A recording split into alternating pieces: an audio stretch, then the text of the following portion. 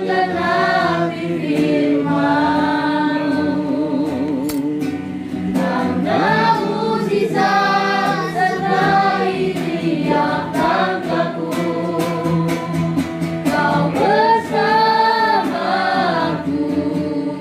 di dalamku, jadi bukti kebesaran-Mu. Kau bersamaku di dalamku, jadi bukti kebesaran-Mu. Kau bersamaku, amin. Di dalamku, jadi bukti kebesaran-Mu. Mari kita berdoa. Kembali kami datang bersyukur kepadamu Tuhan, karena Tuhan masih berikan kesempatan kepada kami lewat kelompok tuh bersama ini. Kami muji, menyembah Tuhan, bersukacita dengan sorak-sorak pujian kami, nyanyian kami. Satu sukacita yang datangnya dari Tuhan. Terima kasih Tuhan Yesus, bahkan kesempatan istimewa kami kembali akan belajar sebagai daripada kebenaran firman-Mu. Kami untuk semua belajar Yesus Kristus yang adalah Tuhan dan Juru Selamat kami, yang peduli dan penuh kasih kepada kami. Tuntun kami Tuhan, untuk kami boleh mengerti akan pribadi-Mu yang agung, yang mulia, sehingga dengan pengenalan itu membuat kami semakin mencintai, mengasihi Tuhan lebih dari apapun, serta bisa meninggalkan segala keinginan dunia, keinginan daging, keinginan setan, karena kami mengikuti apa yang menjadi kehendak Tuhan. Sekali lagi, biarlah Roh Kudus yang menolong kami bersama-sama mengerti akan kebenaran firman-Mu dan siap mengerjakan, melakukannya dalam kehidupan kami. Terpujilah nama Tuhan. Ya, doa kami dan kami siap diberkati oleh kebenaran firman Tuhan, dan setiap kita yang sudah siap diberkati firman Tuhan berkata bersama amin. Oke, shalom, selamat malam. Apa kabar? Dahsyat lan luar biasa. Mengapa dahsyat dan luar biasa? Karena Tuhan kita dahsyat dan luar biasa. Puji Tuhan. Hari ini kita ada hamba Tuhan, tamu khusus yang luar biasa, ada Ibu Natasha. Ya, tidak menyangka beliau datang. Tentu itu karena kasih Tuhan ya. Luar biasa ya, bersama-sama dengan kita akan mendengarkan firman Tuhan yang diambil dari kitab Yohanes ya. Untuk melanjutkan, kita sudah masuk pasal yang ke-21. Berarti tidak lama lagi kan kita menyelesaikan kitab Yohanes ya. Tinggal ini pasal terakhir ya, pasal 21. Ya, hari ini dan Kamis depan akan selesai seluruh kitab Yohanes. Ya, kami di sini berseri setiap kitab Yohanes kayak gitu. Selesai, nanti masuk lagi kitab yang lain. Oke, Yohanes pasal 21. Sudah ketemu? Ayatnya yang ke-1 hari ini kita baca ayat 1 sampai ayat 13. 14 ya. Ayat yang pertama hingga ayatnya yang ke-14. Kalau sudah ketemu, kita akan baca supaya cepat, saling bergantian saja. Nanti anak-anak dimulai dari ayat yang pertama. Anak-anak ya, ayat pertama sudah? Ya, nanti yang kedua tuh kaum ibu atau perempuan. Nanti ketiga baru masuk kaum bapak atau laki-laki atau pria ya. Nah, pria dan seterusnya nanti. Nah, nanti ayat yang keempat kembali siapa tadi? Anak-anak ya. Ya, anak-anak lagi dan seterusnya sampai selesai. Ya, supaya suaranya kencang dan masuk ke TikTok itu ya. Oke ya. Baik. Karena ada penonton TikTok, mereka diberkati katanya firman Tuhan. Haleluya, puji Tuhan, firman Tuhan dahsyat katanya ya. Amin. Oke, baik, sudah ya. Dimulai dari anak-anak 2-3 ya. Kemudian Yesus menampakkan diri lagi kepada murid-muridnya di pantai danau Tiberias, dan ia menampakkan diri sebagai berikut. Di pantai itu ya.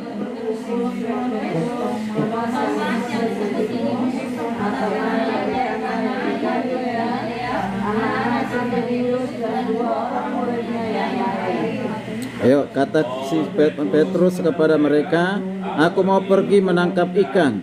Kata mereka kepadanya, "Kami mau pergi juga bersamamu." Mereka berangkat lalu naik ke perahu, tetapi malam itu mereka tidak menangkap apa-apa. Anak-anak, Ketika hari mulai siang, Yesus berdiri di pantai. Akan tetapi murid-murid itu tidak tahu bahwa itu adalah Yesus. Kata Yesus kepada mereka, "Hai anak-anak, apakah kamu mempunyai lauk?" Jawab mereka, "Tidak ada." kata Yesus kepada mereka, "Tebarkanlah jalamu di sebelah kanan perahu, maka kamu akan mendapatkannya." Mereka pun menariknya dan mereka tidak dapat menariknya lagi karena banyak ikan. Maka murid yang dikasihi Yesus itu berkata kepada Petrus, "Itu Tuhan."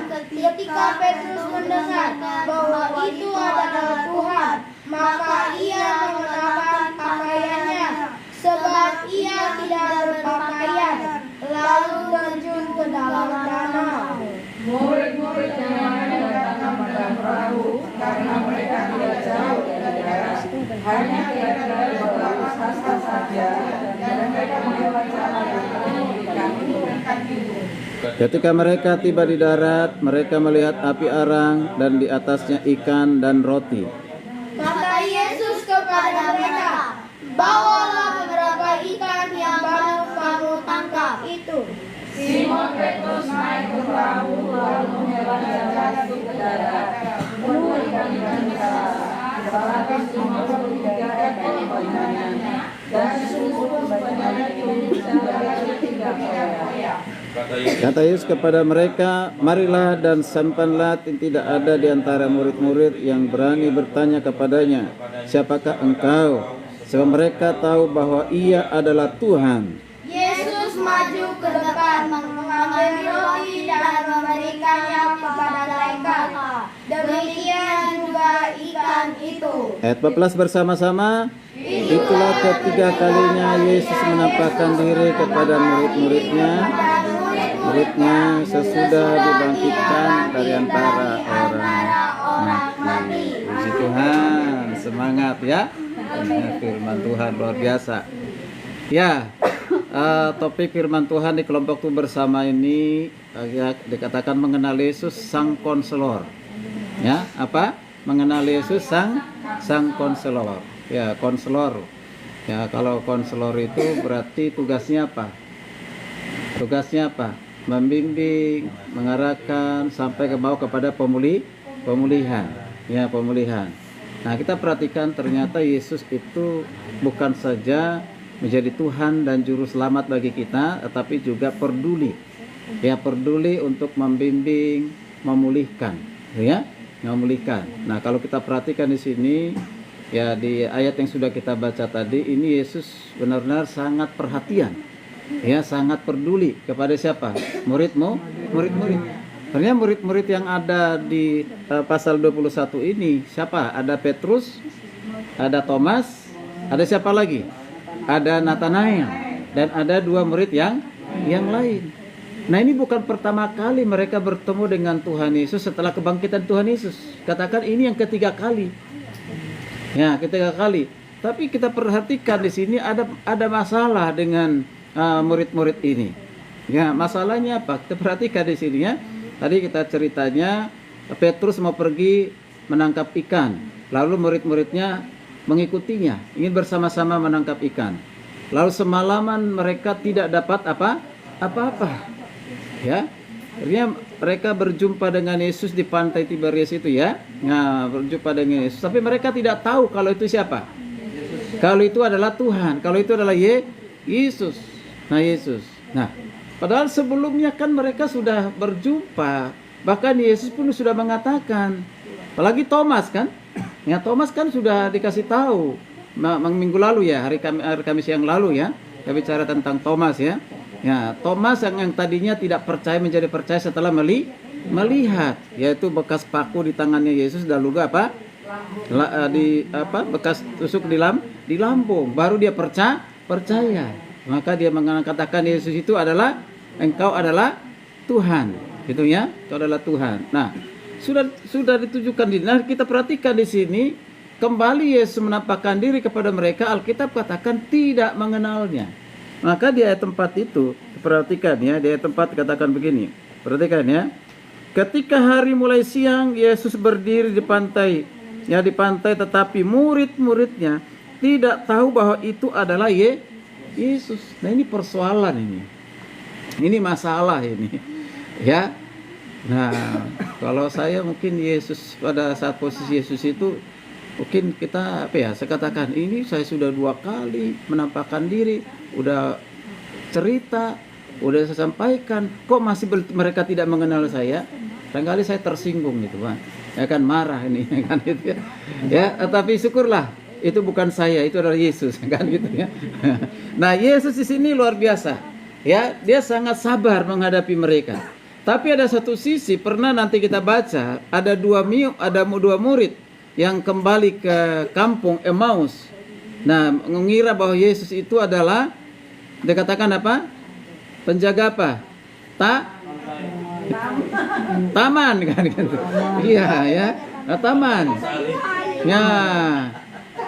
Ada perkataan betapa lambannya hatimu, bahkan ada kata betapa bodohnya kan gitu ya. Nah, itu sangat keras sekali sebenarnya teguran Yesus. Tapi kita perhatikan di sini, nah Yesus ini sangat sabar dan lembut menghadapi mereka. Tetap membimbing mereka, mengarahkan mereka supaya sampai tahap pemulihan. Mulai dari peristiwa mereka satu malam tidak dapat apa-apa, menangkap ikan ya. Tapi Yesus tidak membiarkan mereka dalam kekecewaan. Terutama sebenarnya tujuan Yesus di sini bukan sekedar untuk menangkap ikan banyak. Bukan itu tujuannya. Tapi itu menjadi suatu jalan yang Tuhan pakai ya, momentum itu Tuhan gunakan untuk apa? Kembali mengingatkan mereka bahwa mereka sedang berhadapan dengan siapa? Yesus yang sudah mati dan yang sudah bangkit.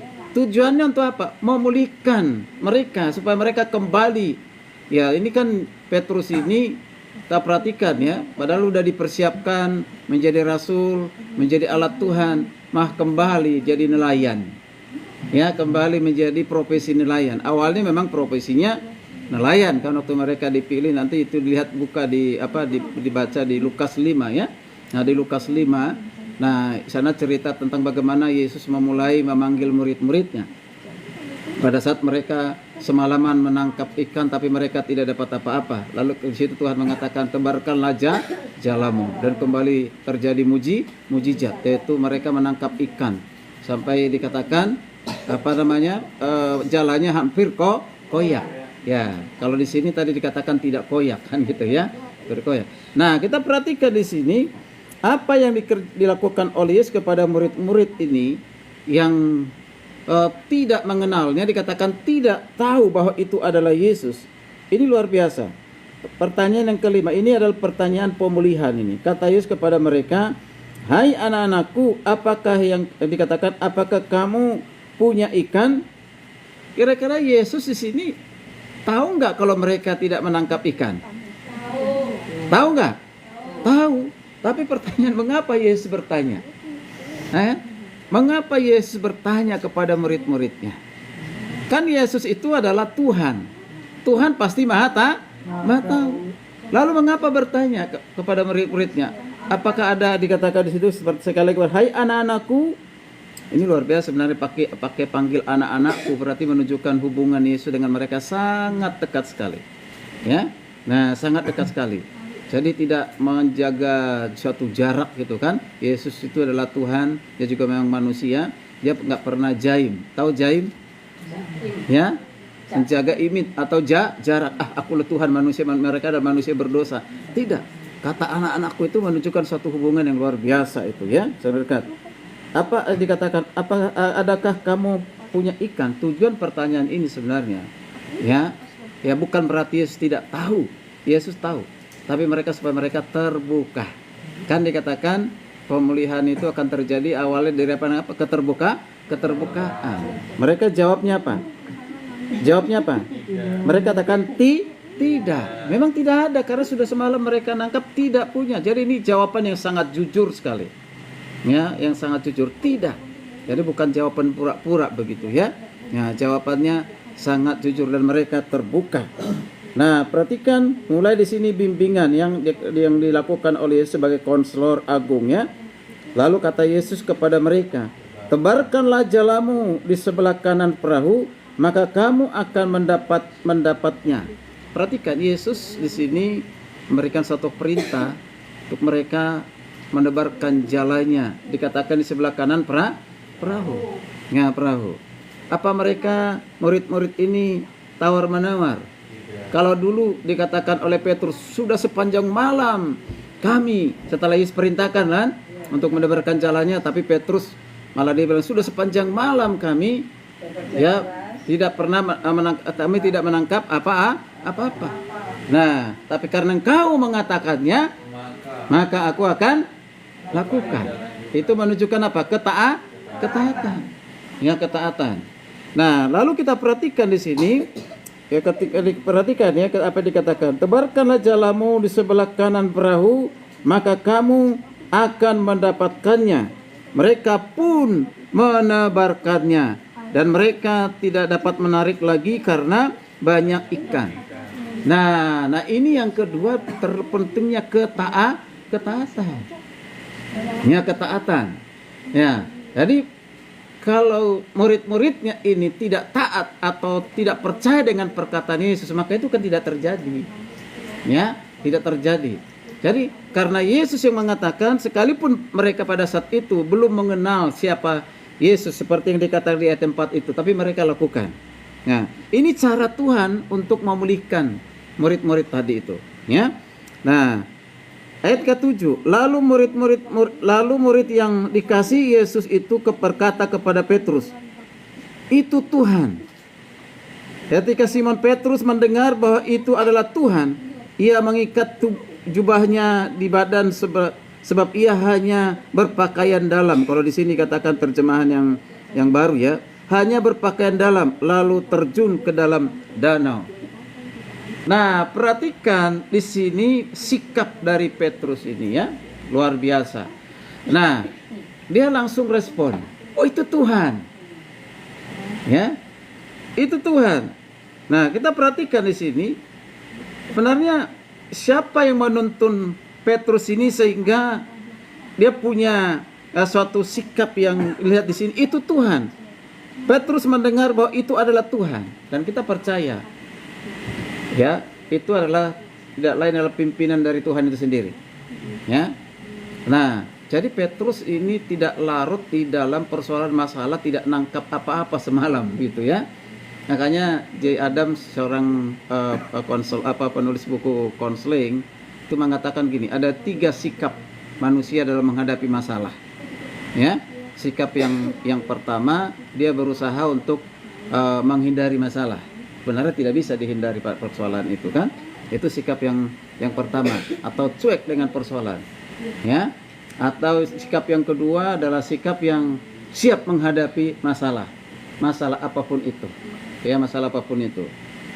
Lalu yang berikutnya, ketika seorang menghadapi masalah, dia justru melakukan suatu tindakan-tindakan yang di luar nalar manusia. Misalnya apa? Ya, bunuh diri atau ya melukai dirinya sendiri. Nah, itu sebenarnya orang-orang seperti itu pengecut ya bagi dirinya sendiri ya. Nah kita perhatikan di sini. Nah, sikap bagaimana yang harus dimiliki ketika kita diperhadapkan dengan persoalan masalah dalam kehidupan kita? Ya, tentu sikap apa? Yang harus siap maju menghadapi setiap persoalan. Ya, masalah. Mengapa demikian?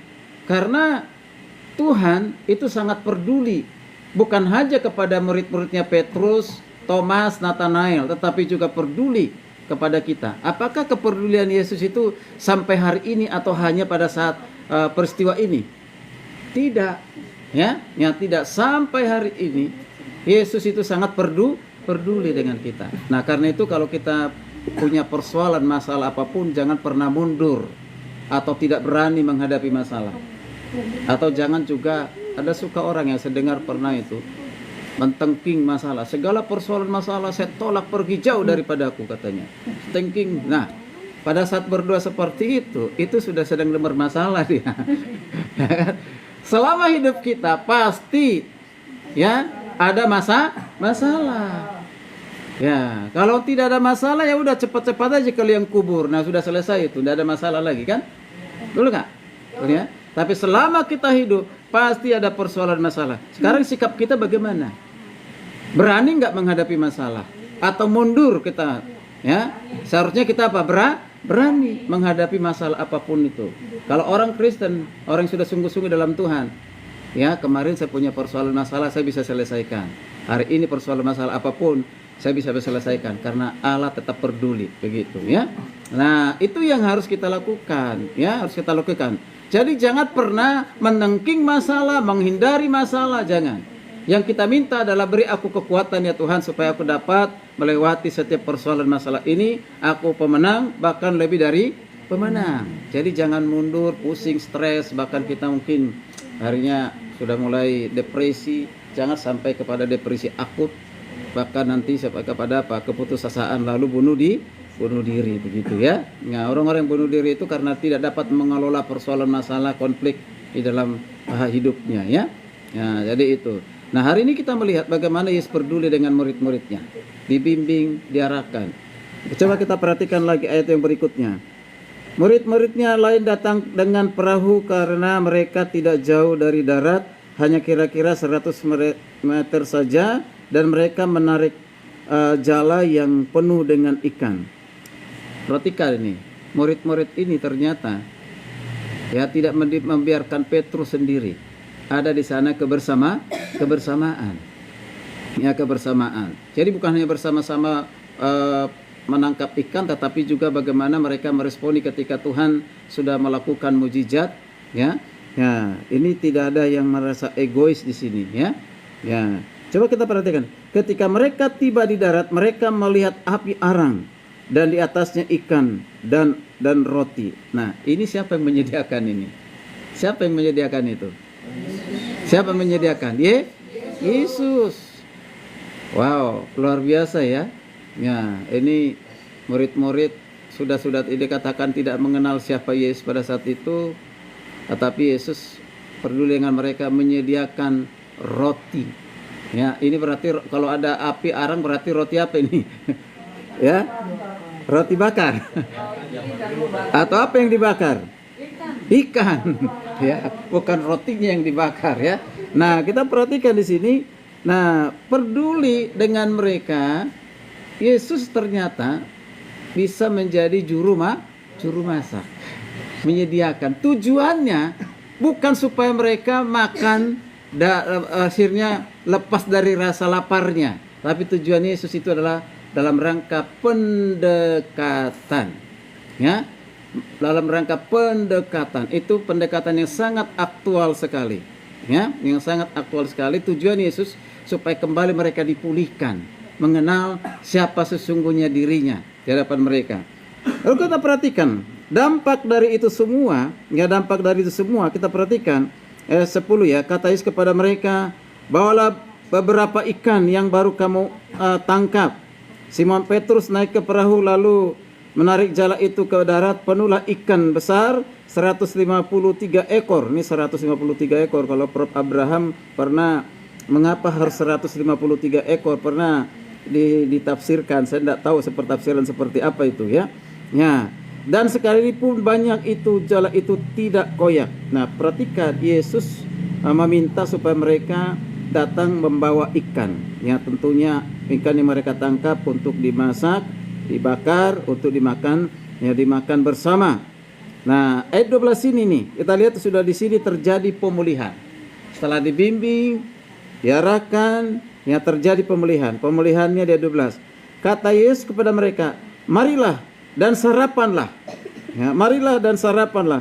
Tidak ada di antara murid-murid itu yang berani bertanya kepadanya. Mengapa tidak bertanya, siapakah engkau?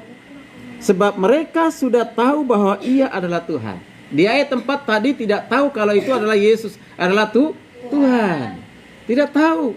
Sekarang setelah Yesus mendekati mereka, ya, melalui mujizat, yaitu mereka menangkap ikan dari semalaman tidak menangkap ikan. Lalu kedua, ya Yesus menyediakan roti dan juga diajak mereka untuk makan, ya makan dari ikan yang mereka tangkap. Itu semua cara Tuhan untuk membimbing, kembali memperkenalkan siapa diri Yesus kepada mereka. Maka hasilnya adalah dikatakan apa? Mereka tahu bahwa Ia adalah Tuhan. Ayat 13. Yesus maju di depan mengambil roti dan memberikannya kepada mereka. Demikianlah juga ikan itu. Perhatikan di sini.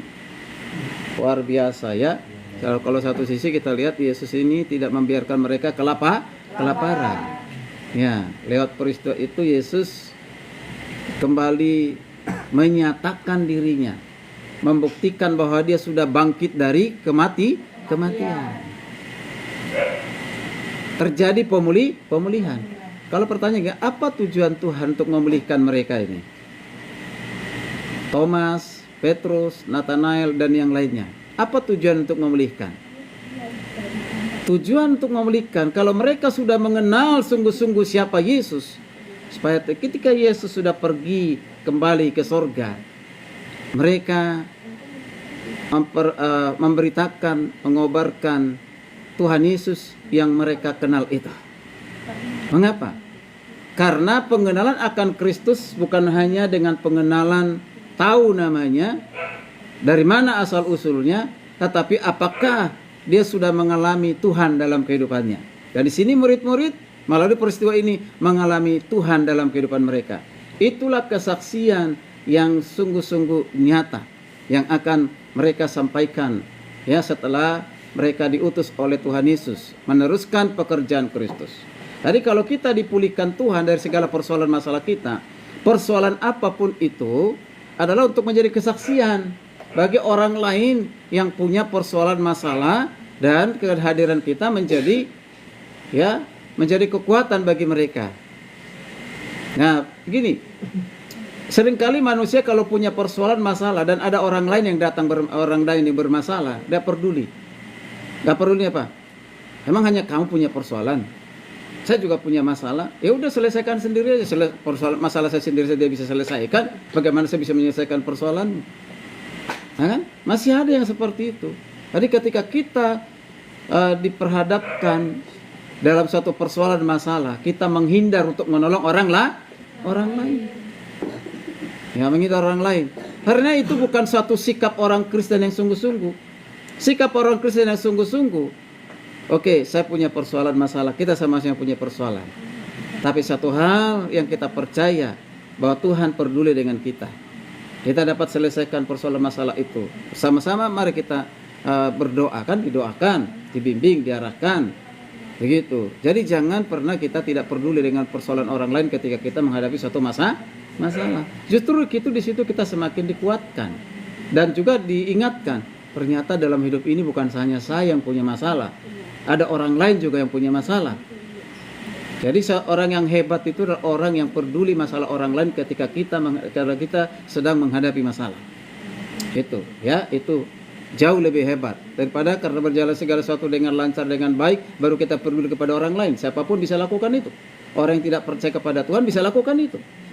Tapi ketika kita punya persoalan masalah apapun itu, tetap kita peduli kepada orang lain yang punya persoalan masalah, itu hebat, luar biasa. Itulah yang dilakukan oleh siapa? Yesus. Amin. Amin. Jadi sekarang ini kita harus siap menjadi konselor, yaitu membimbing ya sampai ke tahap pemulihan. Ya, di lingkungan kita ini banyak orang-orang yang bermasalah. Kalau dulu seorang dosen saya mengatakan, Ibu Destrina Nenggolan, seorang psikolog ya, dia bilang bahwa di sekitar kita ini banyak orang sakit. Ya, orang sakit itu maksudnya bukan hanya sakit fisik, terutama sakit psikis, kejiwaan.